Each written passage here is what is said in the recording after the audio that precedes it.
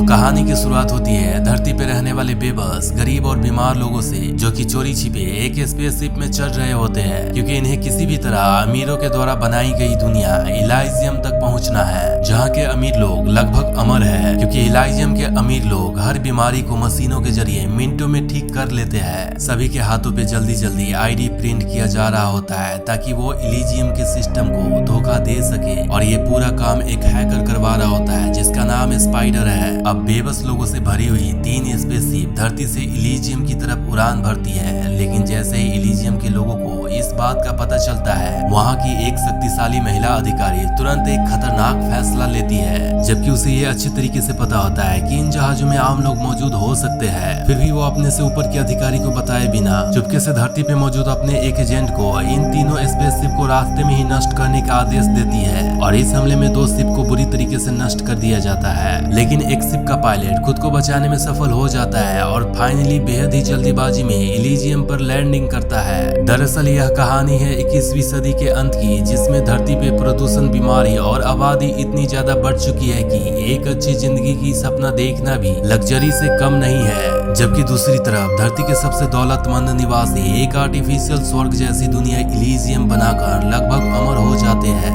लेकिन धरती पे आम लोगों के पास इलाज के नाम पे भी कुछ भी नहीं है। और इसी बेबस दुनिया में एक बच्चा मैक्स अपने दोस्त रे से वादा करता है कि एक दिन मैक्स उसे आसमानों की दुनिया में जरूर ले जाएगा, लेकिन समय के साथ ये सपना कहीं पीछे छूट जाता है। मैक्स बड़ा हो जाता है और अब वो एक फैक्ट्री में काम करता है, एक ऐसी फैक्ट्री जहाँ इंसानों से ज्यादा मशीनों की कीमत होती है। और फिर एक दिन उसकी जिंदगी अचानक बदल जाती है जब वो एक खतरनाक एक्सीडेंट का शिकार हो जाता है और उसे एक डेडली रेडिएशन लग जाता है। लेकिन यहाँ पे सबसे मजबूरी बात यह है कि कंपनी का मालिक मैक्स को 2 पल सांस लेने का भी वक्त नहीं देता है और कहता है मैं इस बेड में काम नहीं करना चाहता, इसे तुरंत बाहर निकालो। अब टूटा हुआ मैक्स बड़े मुश्किल से अपने घर आता है और दोस्त को बताता है कि रेडिएशन लगने के चलते वो बस 5 दिन जिंदा रहने वाला है, और अब उसके पास सिर्फ एक ही रास्ता बचा है इलिजियम पहुंचने का, जिसके लिए दोनों दोस्त स्पाइडर के पास जाते हैं, जो कि मैक्स को पहले से जानता है, जिसने पिछले कुछ दिन पहले ही 3 जहाज इलीगली भेजे थे और सिर्फ एक जहाज के यात्री ने अपने बच्चे को धोखे से ठीक कर पाई, और बाकी लोगों को इलिजियम वालों ने निर्दयता से सीधे पृथ्वी पर धक्के मार कर वापस कर दिया। मैक्स स्पाइडर से मदद मांगता है कि वो मजबूर है, उसे इलिजियम का आईडी चाहिए, बदले में वो वापस आने के बाद स्पाइडर के लिए फिर से कोई भी काम करेगा।